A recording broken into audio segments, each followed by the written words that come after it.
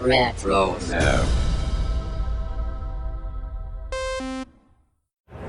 Hi, this is Emily Swallow, the Armorer in The Mandalorian. You're listening to Dennis and Jay on Podcast Stardust.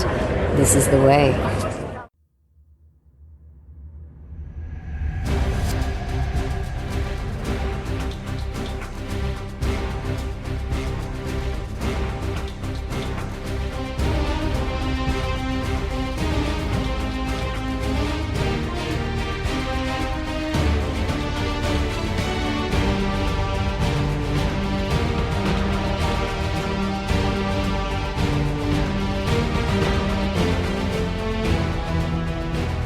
Hello everyone, this is Dennis. You're about to hear a replay of episode 647 of Podcast Stardust.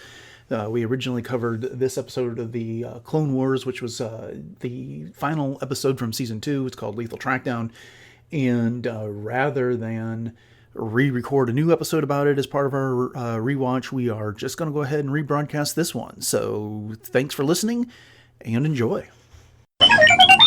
Hello, my friends, and welcome to Podcast Stardust. This is the fully armed operational podcast dedicated to Star Wars news, reviews, and discussion. I'm Dennis Keithley. And I'm Jay Krebs.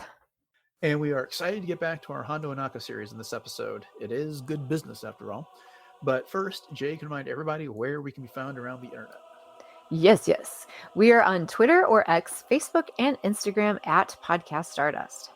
All right, the dish is aligned, the signal is boosted to maximum output, the shield is down. Someone scraped that guy off the floor, he's leaking. And we are now broadcasting to the galaxy. This will be our discussion of the Clone Wars, Letal Trackdown, which is episode 22 of Season 2, which was actually the season finale of Season 2 of the Clone Wars. Spoilers. If you haven't seen this, 15-year-old episode, that's on you. But I'm giving you that warning anyways. So again, we'll be focusing on Hondo for the most part, but there's a lot of stuff that happens without him in this episode, so we'll be touching on some of that too. But before we kind of get into discussion, Jay, you want to go ahead and give us a summary of the episode? You bet. Here we go. After nearly getting revenge on Mace Windu for killing Jango, Boba Fett, with the assistance of Aurra Sing, take their Republic hostages to Florrum and challenge Mace to come find them. Plo Koon and Ahsoka act in Mace's place, and after an investigation, successfully track them down. Despite Aurra's plight, Hondo Ohnaka refuses to help her, as getting involved with the Jedi is never a good idea. With a little assistance from Hondo, the Jedi successfully rescue the hostages and take Boba into custody. Right. So this episode was the last of a 3-part series.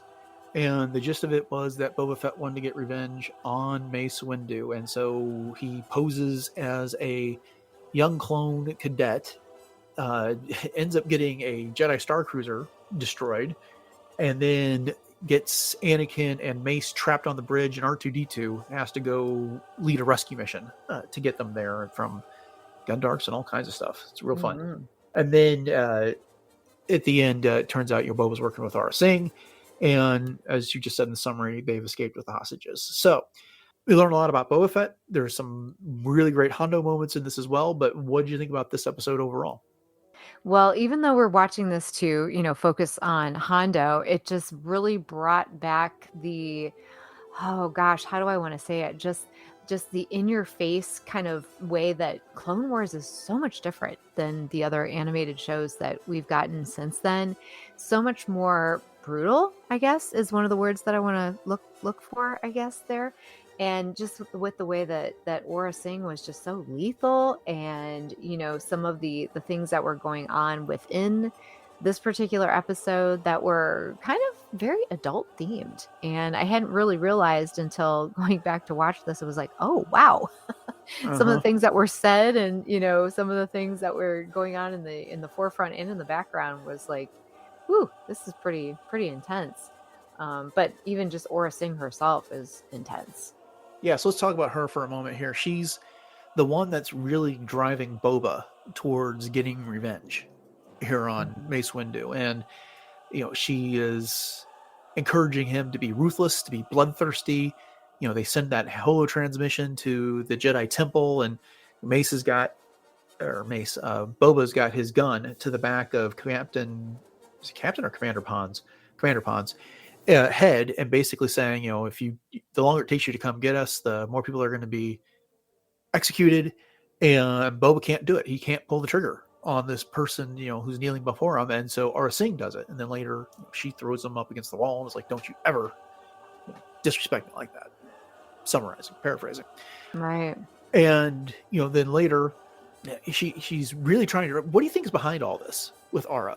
She's really insistent that Boba follow through on all this. It's really quite manipulative.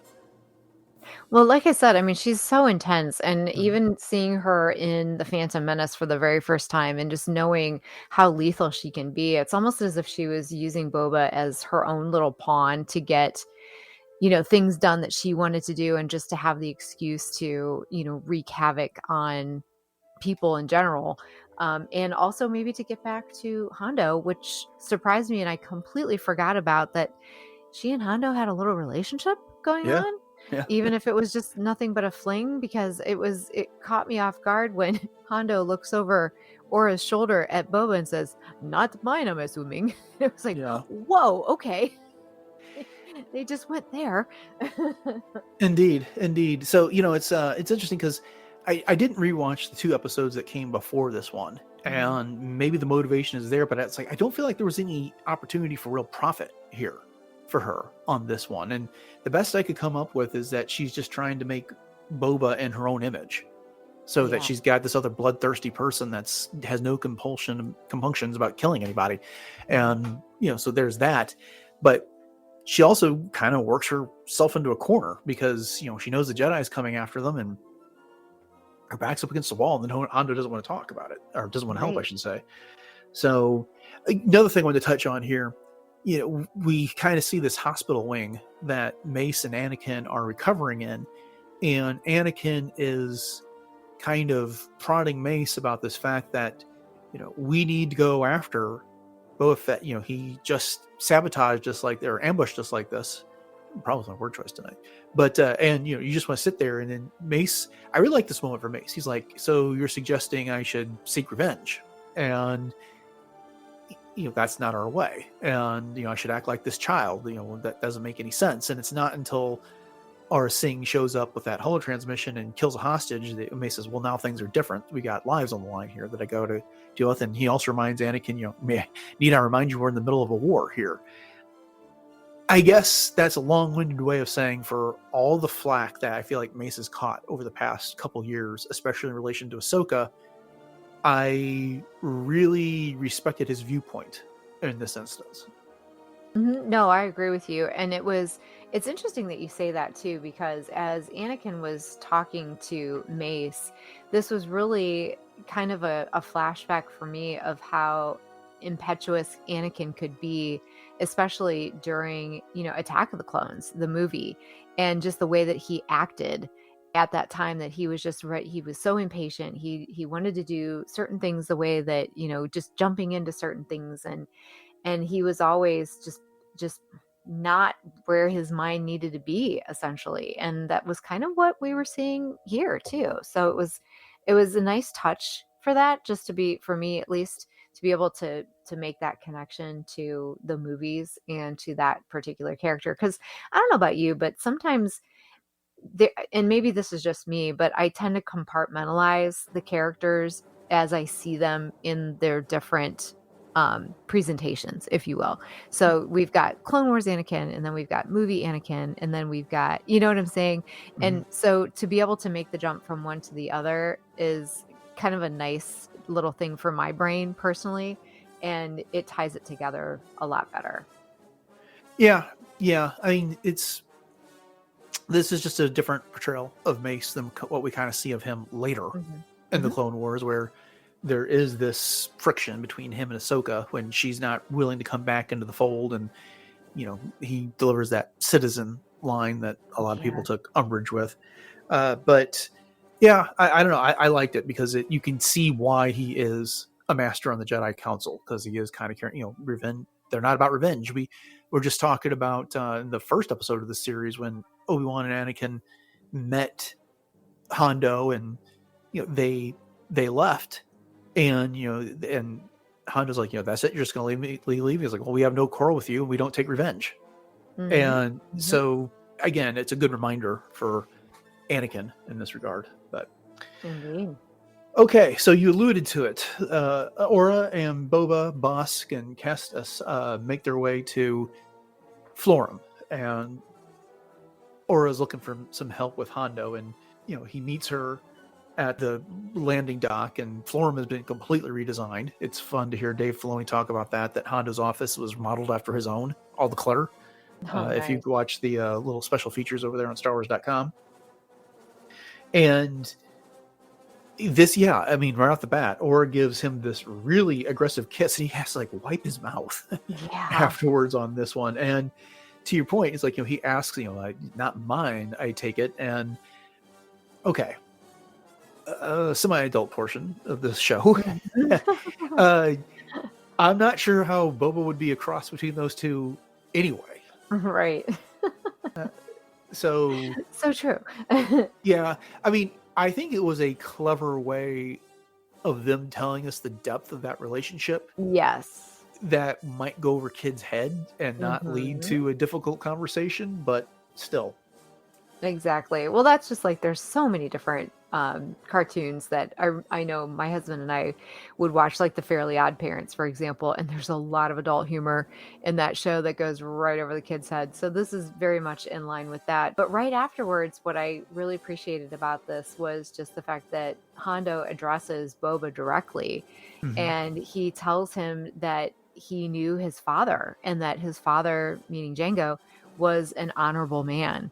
Yep. And so it kind of puts, that into perspective that, oh my gosh, like Hondo knew Jango, and they kind of had the same sort of a code. We've talked so much about Hondo having this code of honor, and does he really have a code of honor, and where does he stand with all of that, and just kind of knowing that relationship existed is really cool.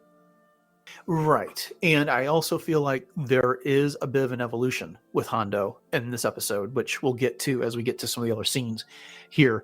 But I just could not let this part of the episode go, because one of the things we love so much about Hondo is his Hondoisms, some of the quotes that we get from him. And, so he's talking to Aurra, and, he is introduced to Boa, and, he says, let's go inside where we can discuss business over a drink like civilized people, Hmm. which was great in the way that Jim Cummings delivered that line. It was fantastic. But he's talking about civilized people, and in the background, there's two Kowakian monkey lizards pummeling each other. Just Yeah. there's no civilization happening here whatsoever. No. Very much at odds with what is going on around him. But, then again, Hondo is the master of kind of making like chaos out of non-chaos, and vice Uh-huh. versa. You know what I mean? So he can be the eye of the storm just as well as he can create the storm himself. Yeah. So they get inside the bar, and this is where Aurra Sing overhears Castus talking to Fong Do, which is Nautilin, back on Coruscant, that's being voiced by James Arnold Taylor. And Castus is basically saying, this job's gone south. I'm getting out, but I know where Aurra Sing is, and this is information that would be worthwhile to the right ears. And so basically, Castus wants to try and sell this information to the Jedi Order, and Aurra overhears this and shoots him right in the head as he turns around. And again, another great Hondo line. Hey, someone scraped that guy off the floor. He sprung a leak. And, this is a man who is accustomed to violence. Right. And it is kind of interesting in the scope of what he tells Boba later about doing the honorable thing. And, while he doesn't make a big deal of it with Aurra Sing here, that she just cold-blooded murdered somebody in his establishment, that's not the honorable thing. And I think that's part of the reasons why Hondo and Aurra aren't really a thing anymore. Mm-hmm. Well, you can also tell how much Boba was affected by that cold-bloodedness of Aurra throughout this whole thing. I mean, even back with the clone hostages, because, even though Boba was saying, about dirty clone, or I'm not a clone, or whatever, that there was a little bit of trepidation there on his part, just because of the fact that they were clones. And then to witness Aurra just shooting this guy in cold blood was another thing that did not sit well with him. And, as you said, Hondo is accustomed to this kind of thing, but is he okay with it just because he's accustomed to it? And I think that that's what he's alluding to very much so with Boba is, just mentioning the fact that he knew his father and his father was an honorable man, and that Boba really kind of looks to Hondo more as that honorable person than Aurra, obviously, because everything she's doing is just rubbing Boba the wrong way. Yeah. I do feel like we have to be careful when talking about Hondo and honor, because we cannot forget at the end of that two-parter, with Dooku captured, that he basically hung Anakin and Obi-Wan up and started torturing them with the idea of seeing which one of them was going to fail first. Mm-hmm. But I think that's also one of the reasons why I use the word evolution in Hondo and his character here, because he made light of it with the way he talked about this guy having sprung a leak and being scraped off the floor. But he does have this way of persuading Boba about the right thing to do by speaking of honor and what Jango would have done as well. Mm-hmm. And okay, so skipping forward briefly, I guess we'll just mention that Ahsoka and Plo Koon are on Coruscant trying to figure out what's going on. They overhear the story about this murder, which is what leads them to Florrum. But we'll leave that aside for another conversation. Then we see Aurra in Hondo's office, and he's got his feet up on the desk, and he says, "Well, my dear, you're in an interesting predicament once again. Getting involved with the Jedi is never a good idea." And he tells her that he's not going to help her, but he's not going to hinder her. What do you think about all that? Well, he's basically saying, yeah, I'm going to stay neutral on all of this. And I think that part of that is probably because of the experiences that Hondo has had thus far, with the Jedi, is that, he understands what good business and not good business is, obviously. And so he's kind of deciding where he's going to place his chips, in this betting per se. And so he doesn't want to put all of his chips in with Aurra, obviously, because she's just kind of a loose cannon. But yet again, he doesn't want to side one way or another. He's just keeping his options open because that's good business, And his loyalties right now are kind of teetering, and he doesn't really have a true loyalty, is what it makes me feel like at this point, is that, he's just basically all in for whatever is going to be the best for Hondo. And, and sometimes that's not always a bad way to go.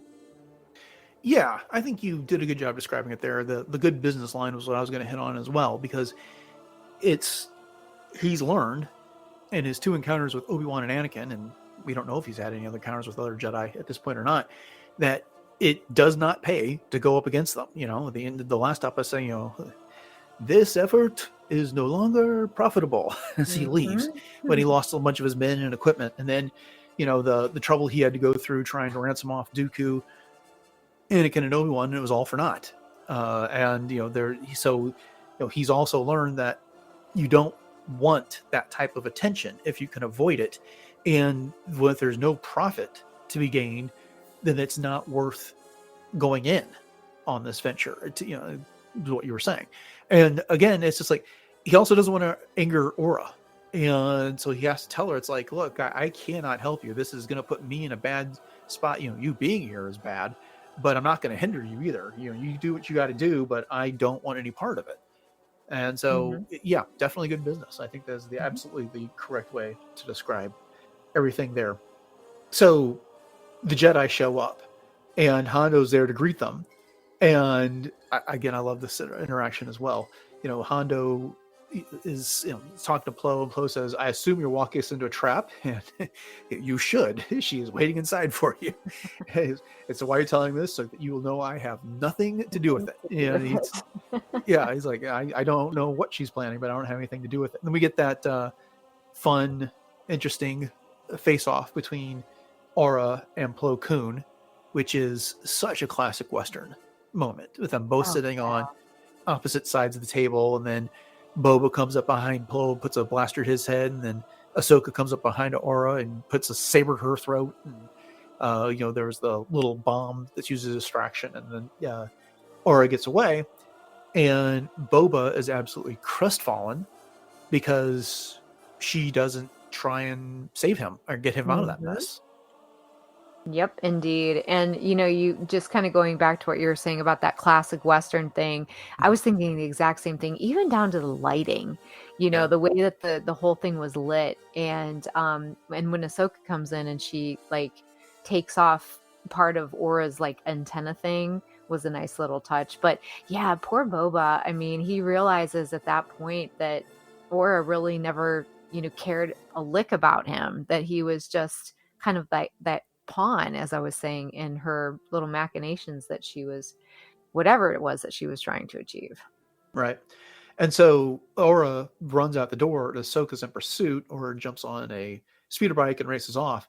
And as Ahsoka's running by, one of Hondo's Weequays lifts up a blaster, and Hondo grabs the barrel and pushes it down Mm-hmm. because he's like, "There again, that's not good business. It's never a good idea to get involved with the Jedi."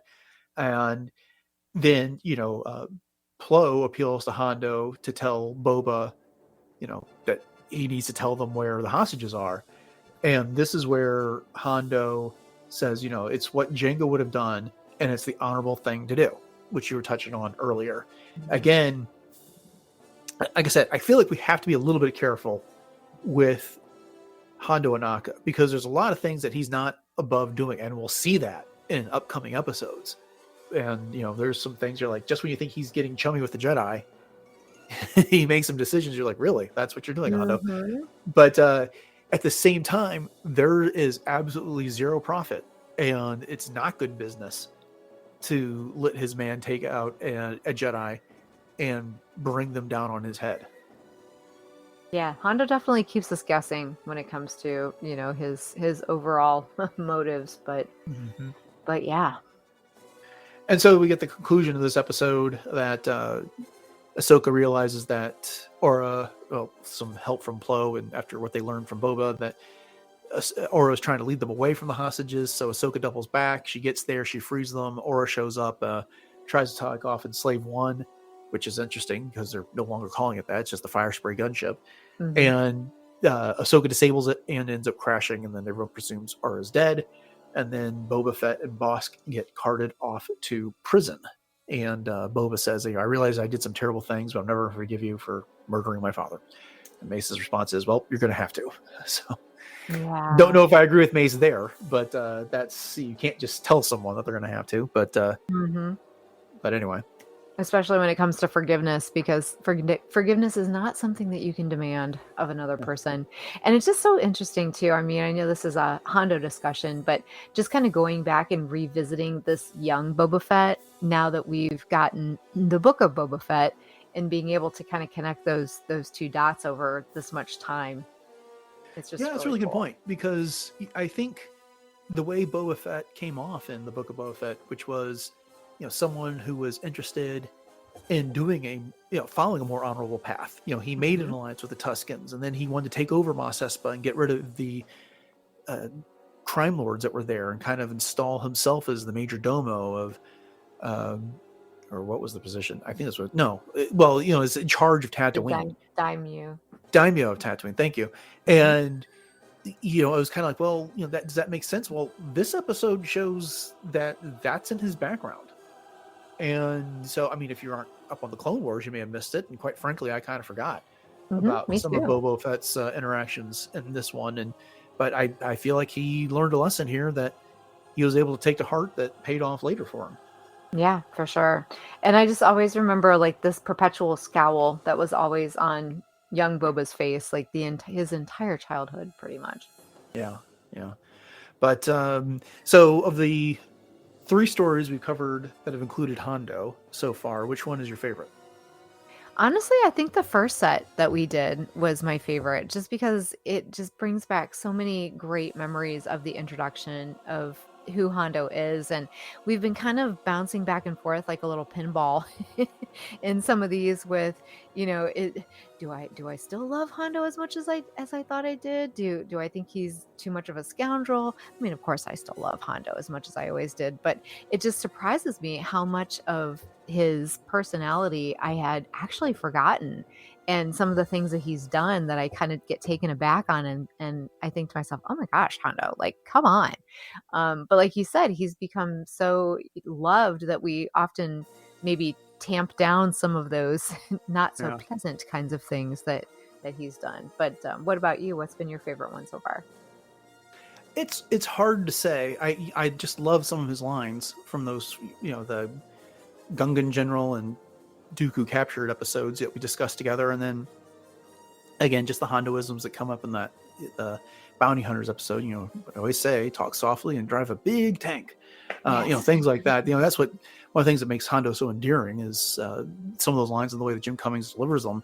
There, I think this episode might be my favorite, just because I feel like there was such a nuanced performance for Hondo here in this episode, even though he wasn't like the key character, and this, because it really comes down to Boba Fett, but just kind of a, is Hondo being Hondo, but and this is where that Jack Sparrow comparison comes in that I've alluded to a couple times, that he does have some wisdom about him, and so he's making smart decisions, but still, there's that hint of goofiness about him Mhm. that we like as well. So I don't know. It was just something about the performance here and the way he talks to Boba and how he kind of protects his position between the bounty hunters on one side and the Jedi on the other.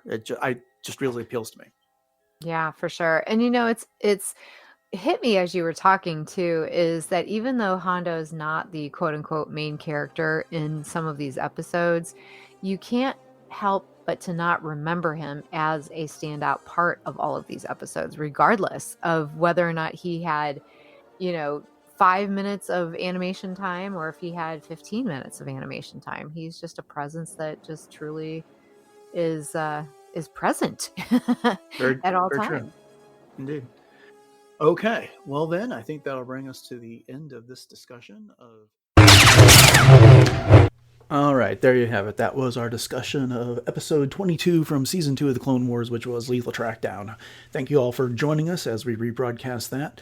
We'll be back tomorrow with the next episode in our Clone Wars rewatch, which is the season premiere from season 3. So make sure you stick around for that. If you've enjoyed it and you haven't done so, I would greatly appreciate it if you'd subscribe to the podcast. Then make sure that'll help you make sure you get all the episodes as they come out on a weekly basis. And then if you could leave us a rating and review, that would also be greatly appreciated. If you want to catch everything else that we got going on in Podcast Stardust, one of the best places you can do that is to head over to RetroZap, and you can find all the other shows that are on the network there, plus the entire back catalog of 940 some odd shows that we've got so far. Just a reminder, you can find the show on Instagram and Facebook at Podcast Stardust. We've also got some Pinterest pages that Jay manages. The show is available on both YouTube and YouTube Music, audio only. And if you want some Podcast Stardust swag, then make sure you head over to TeePublic, and you can find all of our designs on t-shirts and other apparel. So upcoming on the show Monday, again, we're getting back into the next episode of our Clone Wars rewatch, and then on Wednesday, we are talking Revenge of the Sith. So with that, thanks for listening to this episode of Podcast Stardust. Have a great week, and until next time, may the Force be with you.